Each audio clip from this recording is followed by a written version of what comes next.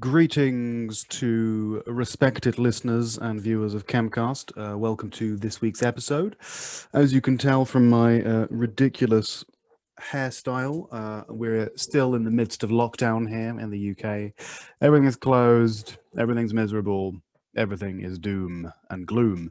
But it's times like these when I'm really glad that I not only have the podcast to keep me going and keep me speaking to interesting people, but also the conversation club that I run to share stories, have a laugh, catch up with my friends, and just have a generally a good time. So if anyone is interested in not only viewing the content on the page, but maybe participating, then feel free to get in touch.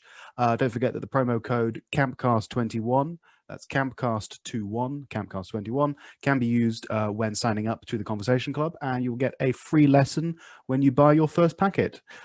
So go and do that. Or don't, live your own life. It's a free world.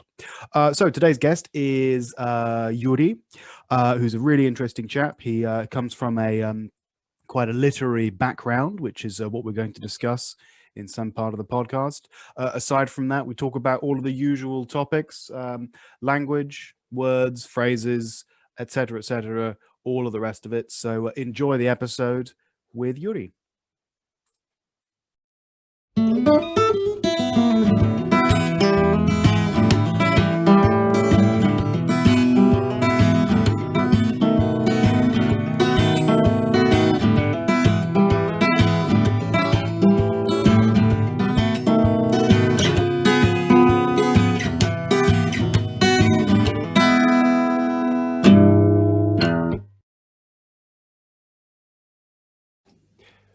Three, two, one, and action.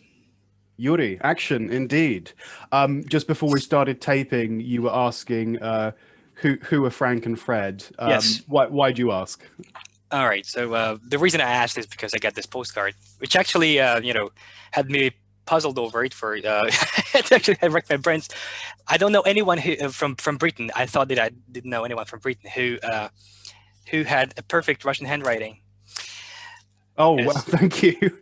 I would certainly disagree with you that my handwriting in Russian is perfect. I think it's pretty good. It's pretty good. It felt very natural.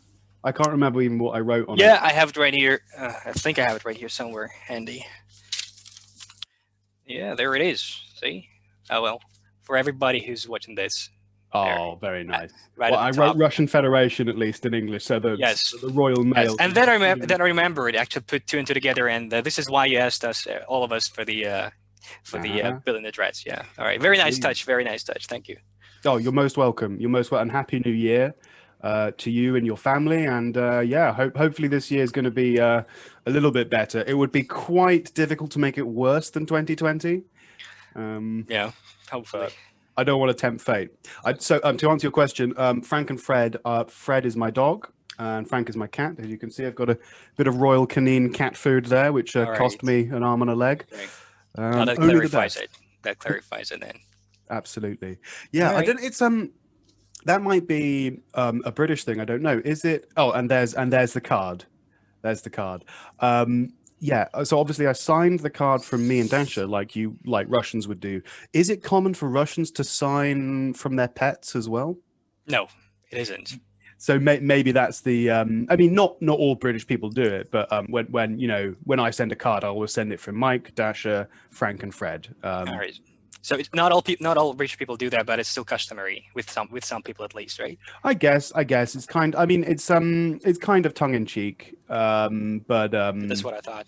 Yeah, absolutely. Well, I'm glad that my cards got there because at the moment my buddy Anton, also known as Yojik, he tried to send me a card from Tumen, and the post office told him, sorry, no can do. Because the even cargo flights between Russia and the UK are cancelled at the moment because we've got this new, I don't know if you've been reading the news about Corona and stuff like that, but we've got our new British variant of the our new Brexit virus. So I heard. Yeah. Yeah. It's only a matter of time before it gets here, I assume. Yeah, I think it's a matter of time before it spreads across Europe, just like the wave of populism that is already spreading across Europe. That's right. So there we go. What you drinking there? And yeah, got Coffee, coffee. Right, I'm a coffee person. Yeah. Well, yeah. I think it's. I think I drink too much coffee for my own good, and yeah. Well, I've been a pretty strong coffee drinker for like I don't know 10 years, and I'm not sure if it's healthy. You know, I know that there's a lot of people in the world, trying to get off coffee, for the reason that it has caffeine and stuff, and I supposedly it's bad for you, right? But I'm not sure how. But well, yeah, I think it's not meant to be amazing for your blood pressure and stuff. But in terms of cognition, caffeine is really, really good. It's basically, the more coffee you drink, the more intelligent you become, is what some studies show. So, right, not with me. I haven't noticed that. And for athletic performance, it's like sometimes, like if you have like a couple of cups of coffee before you do your workout in the morning, you go for your run. Some studies are just like silly how much it improves your stamina. Like I think one study I read about said that improves your stamina up to 12%, which is just ridiculous. That's like more than steroids in some case. So yeah, drink coffee and be happy. Well, yeah, that's what I tell myself. Be happy. Indeed. So we should do a little introduction for the boys and girls listening. So Yuri, if you just give me the dime tour. Tell me a little bit about yourself and what you do and your content and all of that stuff. Okay, so where do I start? I think, well, first of all, I graduated from university with a degree in philology. And it was like what 10 years ago or something, and ever since then I've been working either as a translator, interpreter, or a teacher. I'm also, I should say, an aspiring writer, but I haven't written anything just as yet.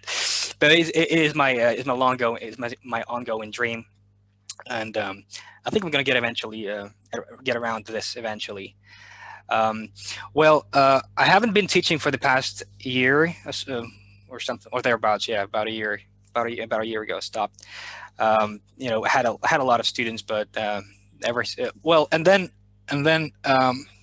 my kids, my twin kids, my twin boys were born. I have three kids in total.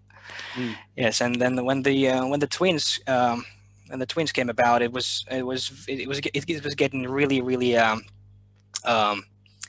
becoming a really taxing experience to continue working in the same way, at the same pace, and at the same time being with my kids and being a parent to them and being a father. It's an enormous drain on your stamina, on your energy, and I had to stop that for a while, and I haven't been able to quite get in the same vein for ever since then. So and as of maybe, I don't know, 3-4 months ago, I started to contemplate a career change, not a change per se, because I for the space of this 10 years I've been switching between translating, interpreting, and teaching, because I never seemed quite to do I never seemed to be able to do these two things quite simultaneously. So it's either this or that. So and for now, I started an account on Upwork and doing some translations for now. Yes, and yeah, go on. No, and I was going to say as well that I've read a couple of your articles for Puzzle English. And this was back in the day that you wrote. Yes, that's what were they called again? Leviki or something like that? They were called leviki. Leviki. There's a little story. There's a little story. Yeah, there was a little story behind the name. My eldest son is called Lev in Russian, and he was a very great source of inspiration for me, and it still is. As far as it applies to to writing about English and in English as well, because he's bilingual. I've been raising him bilingual ever since birth. So it's what you call early bilingualism, right? Simultaneous early bilingualism. Yeah. And he was doing surprisingly well and I would share a lot of things he said on my VK page and Facebook and stuff. Yes, and when it came to deciding which name to to pick for the articles, Mm. because there were two other authors there. There were Vitaminki, and there was Vitaminki. One of the articles, the series of articles, was called by another very great, very good teacher. His name is also Yuri Nekrassov. Maybe you've heard of him, and maybe he's another No, translator. I've read some of his articles. I heard of him through He Puzzle is English. But he's exceptionally good. I love him. I'm actually a fan. Yes, we maybe I can were get him we on were the colleagues. podcast. If you can talk, if you can twist his arm, I can get him on the podcast and say hello. I can say that we are that very close. I mean, I'm no closer to him than you are from from where you sit. But well, the thing is that he had he had done, by the time I joined Puzzle English, he had done 3 years, I think, or 2 years with them and writing articles, and then he felt like, well, apparently he was burnt out, and he felt like he needed a break. And this is where I stepped in, because they were looking for another author, and this other guy, Ilya, right? You've asked me about him, Ilya Manishin. Yeah, I know it. Yeah. Yes, he also had his weekly column there called what's it called? Plushki. Very nice. Yeah, which he called Goodies, I think, in English. Mm-hmm. Yes, and so he reached out to me. He reached out to me on Contacted, because, well, he had seen some of my stuff, I had seen some of his stuff, and we would talk now and then. And he said that they were looking for an author, and how would I like to join the company and actually write for money. I said, all right, that would be a nice change, because up until then I had never even dreamed that I could write about English and get money for it, and they paid very, very, very generously, I gotta say. Nice, very nice. Yeah, that's the dream. I mean, obviously, the only thing that I make money from English wise is my speaking club. So the podcast, I make no money from. Anything that I publish online, I make no money from, other than obviously in the sense that if someone sees my content and they like what I'm all about, then they subscribe to my page, and then maybe they'll join my speaking club. So in that way, I kind of make money from articles and podcasts in the fact, the sense that this is a marketing tool. Yeah. But obviously, the content comes first. It's got to be an interesting podcast, otherwise no one, really gives a shit about my club. Do you know what I mean? Right. But yeah, what sort of stuff do you tend to write articles about? Because I read a couple of them, and there was some really sort of in-depth, interesting looks at different collocations and phrases. What was one I read recently? The Way That, I think. So I don't remember. So it's when we learn this at university, when we study Russian grammar, we call it the equivalence construction. So like in Russian, like toshtor or atomstor, something like that, and how that is expressed in English. So if you wanted to say мне нравится то, что blah blah blah, I like the way that you smile at me, or something like that, I think was your example. And just little technical moments like that. I really enjoy reading that kind of stuff. Yeah, I really I really don't remember that article that you or that structure that you've just mentioned, but so the way I went about writing these articles was it actually at some point it got to be a pretty much of a strain, because I was really struggling with what to write about, with finding out what to write about, because I mean, to look at the sheer amount of content on YouTube and on the Russian part of the internet, you will see that, I mean, it would look like pretty much every topic has been exhausted. I mean, sometimes you would get into that frame of mind where you think that, okay, there is nothing more to write about. And then so what I would do is I would read a book, right, or I would watch a movie, and and if I come across like a phrase or a word or a turn of phrase, for example, then that I know will resonate with the audience, that they will find it interesting, then I will write about it. Of course, you will have to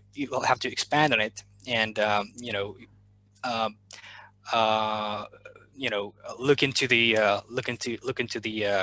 grammar, look into the general picture of, you have to fit it in, you have to fit this particular detail into larger context of how to use this and how to use similar structures and where they come from and stuff like that. So this was basically the method behind finding what things to write about. Yeah. Mm-hmm.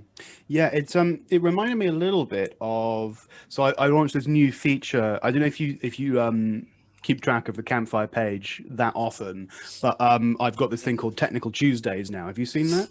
I think I have, yes. Yeah, so but the whole idea of Technical Tuesdays is it's like things that are, so it's like little teeny tiny technicalities and mistakes which are almost not even mistakes. It's like stylistic issues. Yeah. And it's the way I phrased it is the picture of Technical Tuesday is like a big bench with loads of different tools. So it's the linguistic equivalent of going into your garden shed, going into your workshop and just playing around with some old spark plugs or playing around with old curious trinkets and bits of grammar and forgotten structures. So it could be anything from, something quite simple like words which are always mispronounced. By the way, maybe you could answer this.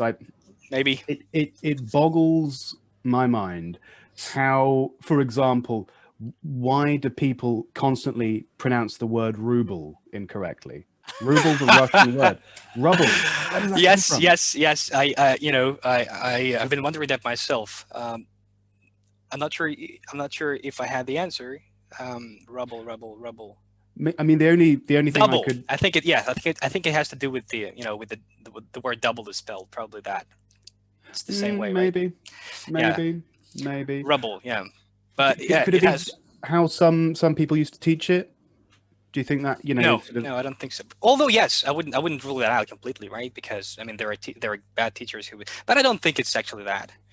I don't think it's just. And people look at the word and they read it, as they think is right, and which the idea of which they probably got from the word. I think double, but I may be wrong.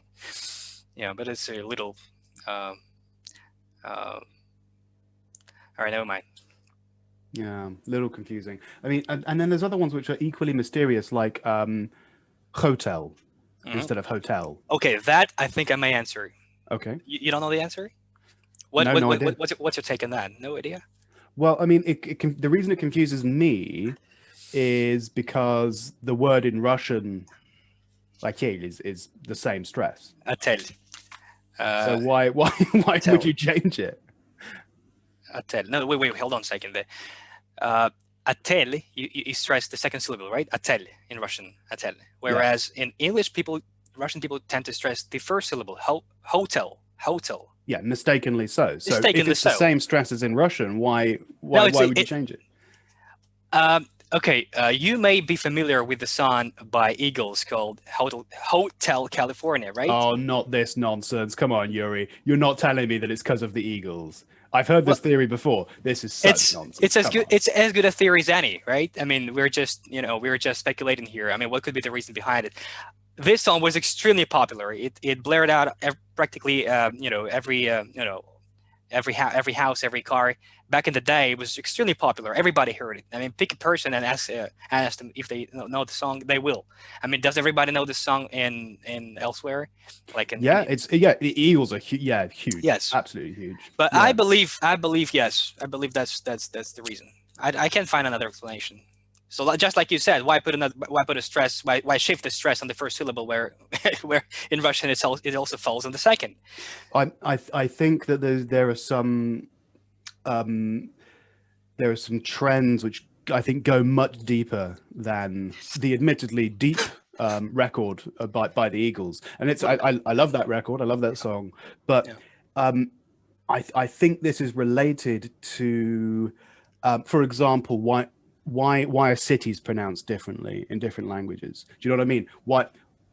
Who was the first person to say, I don't know, Manchester instead of Manchester? Why did that happen? And it happens with stuff like that all the time. Like, for example, how when we say the name of a Russian river, very often we will change the stress for literally no reason. So in English, the river that runs through St. Petersburg is called the Neva. with the Yeah, stress on right. the first syllable. Shakespeare. Yes, I know. I know the trend. Yeah, I understand what you mean. But Something to do with that, I would say. But from my teaching experience, from the number of people that I have taught, that I have heard this word say, and some of them were, some of some of them could barely speak any English, but when asked to read the word, actually I ran an experiment, with a couple of people. They barely knew any English, but if I asked them to read that word, they would read it as hotel for some reason. I don't think it has to do with the way. In their case, I didn't have to do anything with the way with this difference, right, between how things are pronounced. Well, which syllables we tend to stress in Russian, and which syllables we tend to stress in English. I think it had to do with the fact that they heard the song, and it was clearly pronounced as how. I mean, it's a song where you sing words, and when you sing words, you can put stresses. You could put multiple stresses or stresses where they don't belong normally. And Hotel California, it's there's this distinct first syllable stress there. Yeah. All right, I know it's not scientific. This is not scientific at all. I mean, what if it had been the Hotel Idaho? Then you have to explain why the Russians say Idaho instead of Idaho with the stress, and it doesn't track with the way that the stress changes all the time. When you translate words, as of course because you're a translator and a multilingual chap. That one has just always struck me as strange because the word is the same. Be that as may, I think there are curious things that happen that you cannot explain scientifically, or maybe even shouldn't explain scientifically. And I think this is one of those things. Hotel California is. I think it clearly. Look, I'm okay. I think I may have. I think I almost forgot this, but now that we're talking about this, I much in the same way as a student of English, I pronounced this word incorrectly, and I was a big fan of the song, and I think that actually influenced the way I pronounced this word. And then only in my university years, I was I was corrected. It's not hotel, it's hotel. So okay, even if even if I had my own experience to base my conjecture on, I would I'd still bet my money on it. All right. It's not scientific. I know you're a scientific chap. I mean, you. It's definitely not scientific. I'll agree with you on that 100%. Right. I'm not a very scientific person, but I think it still has some legitimacy behind it. Okay. Yeah, it's a lot of the time we can find patterns that seem super self-explanatory, that simply are not there. Like this, there's a lot of completely nonsense claims that, for example, like Eskimos have 30 words for snow, and they can distinguish different shades of white. All complete nonsense. But that theory persisted for some time, at least. Yeah, absolutely. And it's a really intuitive idea that we all have, that language can shape thought, and that language is a window onto culture. And maybe to some extent it is, but for every example that you give of, look, Eskimos have this many words for snow, therefore this is how their brain works. For every example you have like that, you could think of another example which proves the opposite of your theory. So it's very hard to prove this idea without anecdotal cherry picking of data and examples. But for sure, I think that there is some truth to the claim that a language is somewhat representative of a culture.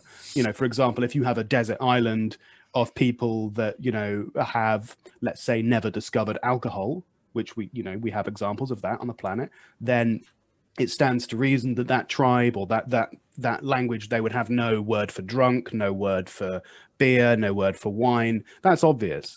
But then to say that in Russian there's this many words for drunk, and in English there's this many, therefore Russians are more alcoholic. I don't really buy that.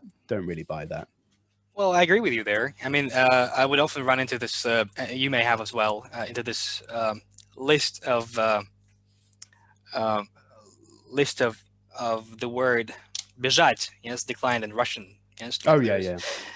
and it goes up to like about like 100 something variations, right? Бежал, бежать, побежал, побегу, and so on. And then and look at look at the English equivalent of that. So there was I ran, I run, I was running, I'm running, and so on. Run, just three of them, right? So which I think purposely led people to believe that, people who would choose to believe that, of course, that English is a much poorer language than Russian, based on that evidence, which was of course complete falsehood. Yes. Yeah, I mean, but by the same logic, you could say that English has more words than Russian, therefore English is richer. That's right. Which is something that I don't agree with. That's right. English has more words than any other language on the planet by a very long way. But I don't think that necessarily makes English quote unquote richer. If anything, you could argue the opposite. You could say that English isn't very efficient because we have so many ridiculous words. But yeah, I think there's this claim that everyone likes to make. The Russians love to make it, and the English are just as bad, if not worse, than the Russians in this regard. And I talked about this, I can't remember who it was with on a previous podcast, I talked about this idea that everyone has this bias that my language is uniquely illogical, uniquely strange, uniquely did this whole Veliki Magushi, that whole idea. Sorry, but no. And this is like the amount of people who ask me about this phrase, "да нет, наверное." And again, I'm sorry for people who are listening who have heard this before, but Russians just love talking about "да нет, наверное." Oh my God, how illogical! Oh the mystery! Oh the enigma! I mean, it's not that hard. It's there are contradictory and illogical phrases in every language, in English, in Russian, in French, in Spanish, in God knows every language. There is no doubt about that. Yeah. Absolutely. So you mentioned earlier, I wanted to go back to this idea of writing. What sort of stuff would you aspire to write? Fiction, non-fiction, stuff about English, novels? That's a question that I've been asking myself right now for a long time. I've always labored under the I'm not sure if it's a misconception. Perhaps I have yet to disprove that, but I haven't proved that either. That I'm pretty low on on imagination. So I used to hear this from my grandfather, who was himself a writer of some renown in Russia, in the USSR. Leonid Mikhailовich, I think. Yes. How do you know? You've seen something on my page. Right? Yes. So and I would often hear him say that. Okay. He would.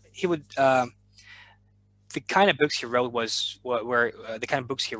grounded in reality, pretty much grounded in reality, because in his own experience, because he had traveled extensively. He had a very extraordinary life. He went to war as a 14-year-old kid, and then spent 8 years in the Soviet army, and he fought. Whoa! He went to war as a 14-year-old kid. 14-year-old kid. Yes. Second World War. Second World War. Yeah. Jesus. Yeah. Well. When I asked him why would you do that, he said first thing is this whole idea of going to war, it was pretty much veiled in romanticism. People really boys at the time, that they really felt called to do that because it was something heroic, right? And second of all, it's more let's say pedestrian consideration. You would be called into the army one way or another. So and unless you volunteered, people would give you unless you volunteered and went to the army instead, and instead were called into the army, drafted, right? People would give you a career look, right? I mean, this is not a really Soviet type of a person, right? Who would not go to the army, right? Right. Who would wait until the last minute to get actually drafted, enlisted, as opposed to actually volunteer and go on their own. So, all right, that aside, you asked me about what I would write about. So I would often hear my grandfather say that he would never be able to, write a book out of his, just using his imagination, like just pure fiction. pretty much what he wrote was grounded in his own experience, whereas my experience is pretty meager. I haven't experienced very much in my life, so I've always looked looked back on my grandfather and hold him as an example of what to aspire to. And if I wanted to be a writer, I would want very much to be like him, which I will never be able to attain because this is unattainable heights for me. The kind of experience he had, the kind of books he had, that he read, the kind of people he met. He was, I'm 32 years old, and I don't think I will ever achieve that. But I do have my own experience, right? And this is what I've been talking about discussing with my therapist, because this has lay very heavily on my mind for a very long period of time, that I really want to do something meaningful, but I'm not really sure what I want to do. Are you sort of worried about, it sounds like you're torn between the choice. Have you changed cups? Yes. this is water. This is water. Ready to go. Yuri's not messing around today. Jesus. All right. Well, actually, I have another cup here. Here. For God's sake. And one more. Yes, that's. At the end of the day, I would have like 10 cups lying around on my table here. Yeah, I do that all the time. It drives my wife crazy. All right. So yeah, I was going to ask. So it sounds like you're torn between following too closely in your grandfather's footsteps, exactly, yeah. and being like just a copy of him, or going your own way. But then at the same time, if you go your own way, you ignore your grandfather's wisdom, and if anything, you're sort of like pretty much like that. Pretty much like that, yes. Yeah. Tough choice. Tough choice. By the way, people listening are probably going absolutely crazy. We haven't said the name of the guy. Please, can you say your grandfather's name and some examples of some books that he wrote? Leonid Pasenyuk is his name. He's originally from Ukraine. And well, just to name a few books that he wrote that I think people would be able to find on the internet. Люди Горы Неба, I think is one of the books available on online. And Idu po Командорам, I think, is also one of those books available. By the way, it's he dedicated much of his work, the greater part of his works, to the far east of Russia, and to Siberia, to Yakutia, to the northern parts, and there was one particular part of land which he felt closely gravitated to, called the Commander Islands. It's it's a little archipelago of like 4 islands. So near Kamchatka. Yes, yeah, near Kamchatka, just like about 400 kilometers off Kamchatka or something like that. Yeah, and is it in the Bering Sea? Have I got that right? Yes. So you can see Alaska from them, right? I'm not sure if you can, but yeah, it's pretty close. No, I don't think you can. You can see them from there. Yeah. Why Kamchatka? Why is he so obsessed with that part of the country? Well, he himself said that when he was a little kid, he watched a movie called, in Russian it was called Девушка с Камчатки, I think.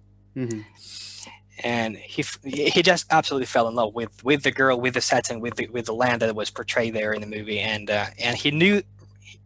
The one thing that actually struck me about him is that he always said that I say sad because he died 2 years ago. He always said that he knew exactly what he was going to be and where he would go, and he knew exactly that he was going to Kamchatka, and he did. When he got his first book and he got the money for it, when he got the the payment for the book, he spent the money to get to Kamchatka, right? And then he would he would be paid actually to go there and write books about it. So he was writing in the Soviet time, yeah.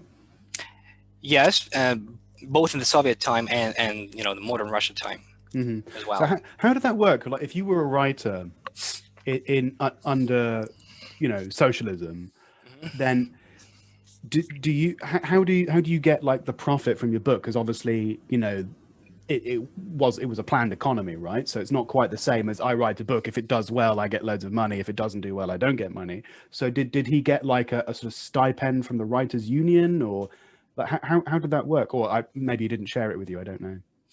He did. He actually got paid for it, and very generously at that. Writers were very well paid. Professional writers were very well paid in the USSR. Something that my father, my grandfather, sorry, complained about when, after the dissolution of the Soviet Union, he was still a writer because that was he chose to stay true to his nature, to his calling, and to continue writing. But the only difference was that the kind of books he continued writing, they were not in demand anymore. People didn't read them anymore. So he just used his own money to publish them because, I mean, there was no other way around it. He could just he had to get his stuff out there, and which he did. So it's literal samizdat. Well, not really, because you paid the. I mean, the book was actually published by a publishing house, and then technically you could actually take it to a private store and agree to have it sold on but it was different under the Soviet Union, of course. Yeah. Because by the way, there was an example of a nice word we were talking about earlier, how words switch their stress in English and Russian. So samizdat is how we say it in English. You can say that perfectly respectable word. Samizdat. Yeah. Samizdat. Yeah. Yeah, but in the Soviet times it was different. He was pretty well paid. All writers were pretty well paid. Very nice. Very nice. I think an equivalent for me of, like, you talked about how he, do you say it was called Девушка с Камчатки, this I think film so. that came out, and how he fell in love with the place and just something really enigmatic about it. An equivalent of that for me was, and I can't remember how this started, was it a documentary or something like that, or maybe a person I met, is the same fascination with Marielle. Do you know any people from No, Marielle? no. Very, very specific looking people. That their appearance is so if you like the girls from Marielle, really, really pretty girls, not typically Russian looking, not like Siberian looking. They don't look like Tatars or Khanty-Mansi or anything like that. It's really, really and the language, like this Mariski language and the culture, all super duper fascinating stuff. There's so many nooks and crannies and areas of sort of ethnic national Russian, what would you call it, I suppose your ethnic history, which is unexplored certainly by a lot of European viewers. If you ask, like, the typical British person or European person, tell me about Russia, then they'll know about, like, the Kremlin and the Red Square and all of that stuff. But then if you show them the reindeer herders of the north and the Chukchas and the Tatars and the Buryatians and the Kamchatkans and all of this crazy mixture of different nationalities and cultures, I think most people would be very shocked to find that out. Yeah, that's true. I've never ventured further east than Western Siberia. I think Nizhny Vartovsk is the furthest east and north I've been, but no further than that. And you spent there how long? Oh, in Vartovsk, not very long. I used to go up there. I lived there for a couple months. And I would go up to do so when I did Cambridge exams. So I was doing speaking exams. The way we did it was the examiners who worked in Nizh, as we call it, Vartovsk or Nizh, whatever, that's what we called it. They would come down to Tyumen, and the guys in Tyumen would go up to Nizhny Vartovsk because you're not allowed to examine your own students. So we did it like that. So I would go up, once or twice a year to do Cambridge exams and stuff. Sometimes on the train, sometimes on UTR, ATR 72, was it? ATR 72? I don't know, some sort of turboprop plane. Very, very, I was so scared about flying on. There was a crash. When was it? 2000. 2012, I think it was, an ATR 72 crashed in Tyumen. It was a flight from Tyumen to Surgut, if I'm not mistaken. So that pretty much exactly the same route that I was flying. And there was nothing wrong with the plane. It was put down to pilot error. Basically, what happened was, when you're flying in winter in Russia or any cold country, they put that like anti-ice stuff on the wings. They spray it with some liquid or some foam or some sort of shit. I don't know. Basically, the pilot said, it's too warm for that. Let's skip it. And then when he got up to a high enough height, it wasn't too warm. It was very cold, and his aerofoils jammed, and he just crashed into the forest. Shame. Yeah, it was pretty bad. I used to teach a lot of people from UTR. Yeah. So, because they used to, that we had some in the school where I used to teach, we had some corporate clients. So it was like this, mainly oil and gas companies. Obviously, it's Siberia, so it's mainly oil and gas. So you've got like, Slumberger and who else? Gazprom Neft, all those guys. They would sort of subscribe to our lessons, and we would go to their offices, or they would come to us. And one of the companies was UTR, and we used to teach those guys just normal English and a little bit of aviation vocabulary in there as well. Thrown in, right? Yeah. Okay. Well, that's very interesting. Yeah. I've always wanted to go. I've always wanted to go that that far east myself, but I have never been able to get around to it. For money considerations and other things. Yeah, for sure. And now I have three kids to look after, and it's not an easy thing to get away from them. Yeah, it's difficult enough for me to get rid of my dog and cat when we want to go on holiday. Yes. I can't imagine what are they? Frank and Fred, right? Frank and Fred, yeah. With three kids, it must be infinitely more difficult. But you're near Krasnodar, if I'm not mistaken. I am. Yes, I am in Krasnodar. In the city itself. In the city, yes. Very nice. But we are actually considering the move because the city has been becoming very, very congested of late. Because many cars, many new people coming in from Siberia, by the way, from everywhere, from all across Russia. Yeah, because it's cold. We want because it's cold. Some of your watermelons in your warm weather. All right, yeah, but I'm not sure how it hasn't lost its allure. To the people from that far, because it's if you go to the trouble of actually looking into the question of whether you should or not, whether you should move to Krasnodar or not, you will probably get the answer that no, you shouldn't, because it has a wide range of problems, like pretty densely built up, right? And there has been more and more high rises, popping up all over the city.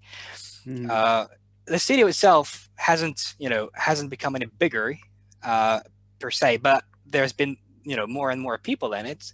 It was meant for like about 1 million people to live in it, and whereas we have about 2 million now.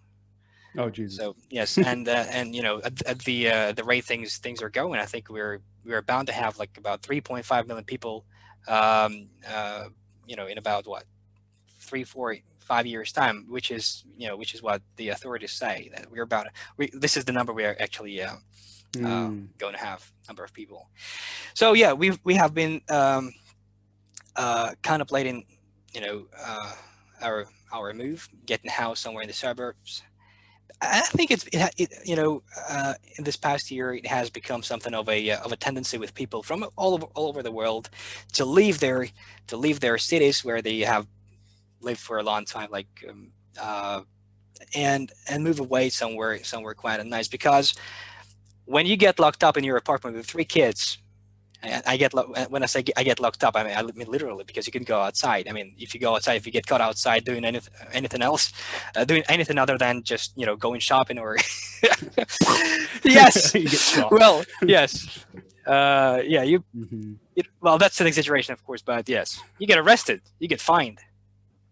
Yeah. Yes, and well, not to mention you get sick. You run this very, very, very real risk of getting sick here. Yes. That's like it reminds me of when I think it was some anecdote, like British people say, "Oh, I'm going to put my seatbelt on. There might be an accident," and Russian people say, "I'm going to put my seatbelt on. There might be cops." Yes, exactly. Yes. I have a friend here from America, and he's always been complaining. Why is it that Russian taxi drivers never let me fasten my seatbelt? Yes. Well, probably. So whenever you get in the car and you start, fasten your seatbelt. No, don't do that. No, it's fine. It's fine. Yeah, I got it. I got it covered. I've had a couple of those guys before. I don't listen to them. You shouldn't, right? Yeah, it's like especially. I mean, I think that might be a kind of a southern thing. I don't know. In Tumen, it didn't really happen that much. But yeah, in the south, I've had, or let's say certain nationalities, like they'll get offended when you put a seatbelt on because it's like, what are you saying, that I can't drive safely? Yeah. And well, maybe you can't. I don't know. Like, I'm sorry. Like, it's not a difficult thing to put your seatbelt on. You should do it. You've got like what is it, like 60% increased chance of dying in a crash over 30 miles an hour if you don't have a seatbelt on. I mean, it's not difficult. Yeah. I have a friend who's a very sensible person, any way you look at him, but he has this one little quirk that I found very quirky. Mm-hmm. He would never fasten his seatbelt, and when asked to why, he said that, okay, so if there is a chance that if there is a chance, and there is always a chance that a car might actually overturn, then having your seatbelt on can actually be a problem, because it will hamper you from getting out of the car. Not as much of a problem as you hitting your head on the roof when it exactly. So I'm not sure. This is not a very English thing to do, right? What, to not fasten your seatbelt, right? No, it's not. It's not an English thing to do. I'm not saying that no people. I'm not saying that every single person, every journey puts their seatbelt on. But I mean, from my personal, experience, I would never not fasten my seatbelt. So I guess we can safely call this a Russian thing, right? Maybe, yeah. This is something that I talked about in my podcast it's only just gone New Year, so I'm still recording a bank of episodes, so nothing's come out in season 2 yet. But when this comes out, my podcast with Anton will have already come out. And we talked about this sort of Russian idea of health and safety, and of putting your seatbelt on, and smoking in a petrol station, or blocking fire exits. There's another, when I first saw that in Russia fire exits and fire windows are closed with a lock and a key, I lost the will to live. I just didn't understand it at all. What's the point of having a fire exit if it's locked? Crazy stuff. So yeah, you should go and check out that podcast if you want to hear. Anton is the guy who you have a very weird way of speaking to in English, right? And with him answering you in Russian, right? Yeah, exactly. So he it was his idea. We speak in a very strange way, but it just works. It really works. It works. I speak English and he speaks Russian, and I understand everything. Yeah. Right. And it's the idea is that you can, and his English is very good, don't get me wrong. This is not out of necessity. This is our choice to do this. Because, we could speak 100% in Russian, or we could speak 100% in English. It wouldn't, be fine. But you're always going to be more exact and more understandable in your own native language than in a foreign language, no matter how good you are. Doesn't matter if you're like super duper CPE. So we think, well, why not just, have the best of both worlds and speak in 2 languages in one conversation. But we talked all about that sort of health and safety stuff. Indeed. I was looking at some of your translations. I noticed that you on your page, this is about like articles that you've written about translations that you've done in the past. I noticed that you translate some. Are you referring to Hemingway? To the Hemingway thing? No. I'm talking about Soviet cartoons. Ah, right. Yes, I almost forgot. Yeah, it was like 2 years back. Yeah, there was. It was a. So, what is your question? Is there a question? Well, I just found it interesting. Like, first of all, was there like a market for that? Is there like some like English-speaking people who are super interested in Soviet cartoons, or was it just like kind of a curiosity project? It was a kind of. Also, the second question was: were there any? Because this is language for children, so in principle it shouldn't be difficult to translate. But are there any sort of cultural bits and bobs which you found really hard to transpose from cartoons? There were, yes. Well, to answer your first question, whether was there a market for that? No, there was no. Well, I actually thought that there would be, but and this was I did this on the understanding that the company that is Puzzle English, right? They would actually undertake to market it properly, and I went all out. It was a very very taxing experience. I mean, it was the first experience that of doing something like that, but um, uh, it was just very challenging, which is why I decided to accept it, the offer, and they also paid very well. So we had well, if you look at the number of translations on YouTube, for example, you will not find, well, you will find, here and there, uh, some cartoons translated with, subtitled but not translated, or maybe translated but poorly, or voiced. That you don't find that almost never. Voiced Russian cartoons voiced in English, and they wanted to do something which I actually had thought that would pay off, because I had this idea of translating them myself for some time, and then here comes this offer, and I gladly accepted it. And the idea was that I would actually translate, and then we'd have the cartoons voiced over by an actual native speaker, for which purpose we found an actor from Manchester, by the way. Yes, his name is Peter Baker, I think, and he did a tremendous job.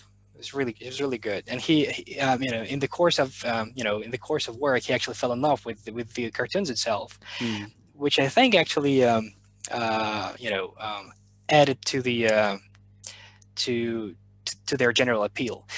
Although many people found a lot of faults with the voiceover itself, because I mean it didn't feel the same. Of course, it didn't, because it's not quite the same if you watch something in the original, right? Yeah, of course, it's an adaptation. Yes, it's an adaptation.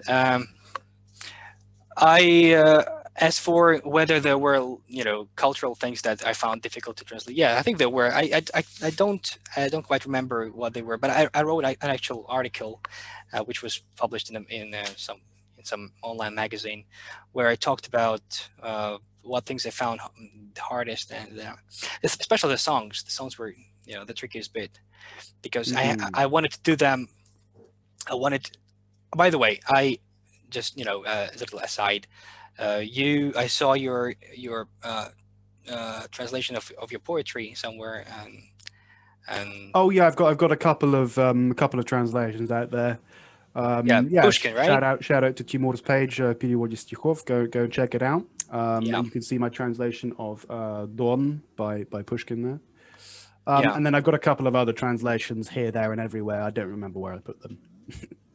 right. So, and you mentioned there, as a preface, that you found that it was equally important not just be able to not just convey the actual meaning of what you're translating, but also the form. And If anything, the form is more important, I if would anything, the argue. form, yes, when it comes to poetry, yes, of course. Yeah. And this is what I was actually this is what I was aiming for when I translated those rhymes and songs, especially Winnie the Pooh songs. Uh, those were the trickiest things. I'm not sure. I would not I would not say that I did a perfect job. Now when I rewatched all that, I found a lot of faults with it myself. It's been a long time since then, 2 years, and I couldn't Hmm. say. I'll see a lot of things that I could have done better.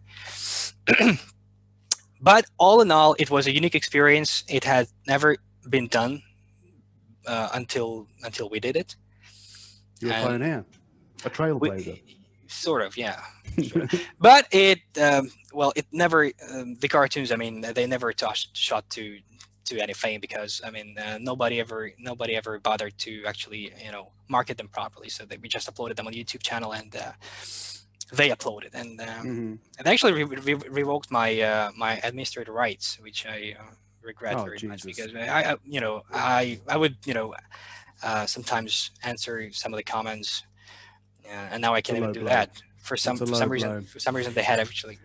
Yeah, I think it's there's so many moments from whether it's childhood cartoons or any sort of cultural reference that it's been in the culture long enough, and different generations have been exposed to these cultural texts that, you know, if I just say in English, who's there, even if I say it in a funny voice, it's not gonna strike a chord. But if you have two guys, one from, you know, Murmansk and one from Kamchatka, and I say to both of them ktotam, like they will instantly understand exactly what I'm talking about, that it's the little bird from you know, this three. By the way, how do you translate that, Prostokvashina? I've heard a nice translation of it before, Buttermilk Village.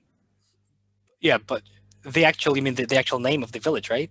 I didn't. Yeah. I just left it as is. Yeah, that's fair enough. Especially if you need to, like, you know, keep the syllable count for a song or for a yes. I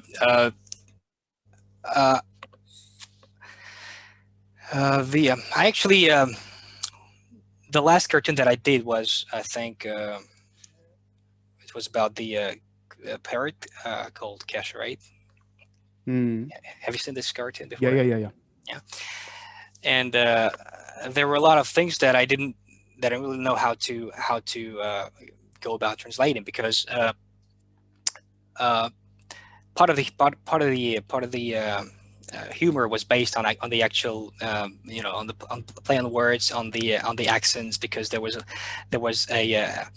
person speaking on TV with a Ukrainian accent, and you had to somehow get that across as well. But how would one go about doing this? So I had this weird idea that maybe we should translate that as you know, with a Spanish accent. I know it's not really I mean, it's not really you know, right, perhaps is the right word here. Or maybe an Irish accent. Yes, and with Carlson, which is actually what we did there, we translated Carlson with a Scottish accent. Oh, very good. Because he actually strikes you as a person, like you. I mean, you would look at him and you think that, okay, this person has a little bit of you know, Scottish, ginger, fat, looks Scottish to me. Scottishness about it, yeah. So how did you translate when he says, you know, "Tak продолжаем разговор"? You like, let's continue our conversation in a Scottish accent or something like that? I think the way I translated that was, so where were we? I think that's what I said there. Yeah. So where were we? Yeah, that's good. That's good. And what does he drop out the window? I can't remember. What? He drops something out the window when he says that. Yeah, he actually falls falls out the window when he says that. Yeah. Oh, classic. Either before or after that. Yeah. All right. Well, on that note of continuing the conversation, we've been going literally an hour. That's flown by very quickly. So that's very surprising. Let's end the conversation to misquote Carlson. Yuri, thanks very much for coming on the show. And, thank you. Yeah, hopefully we can do this again sometime. And hopefully, yes. I'll let everyone know where to find your articles and all of your leviki and all of that stuff. Thank you very much. So they can all check it out. Thank you. Okay. It's a pleasure. It's been a pleasure. Thanks a lot, there, man. I will see you when I see you. See you when I see you. Bye. Take care. Bye now.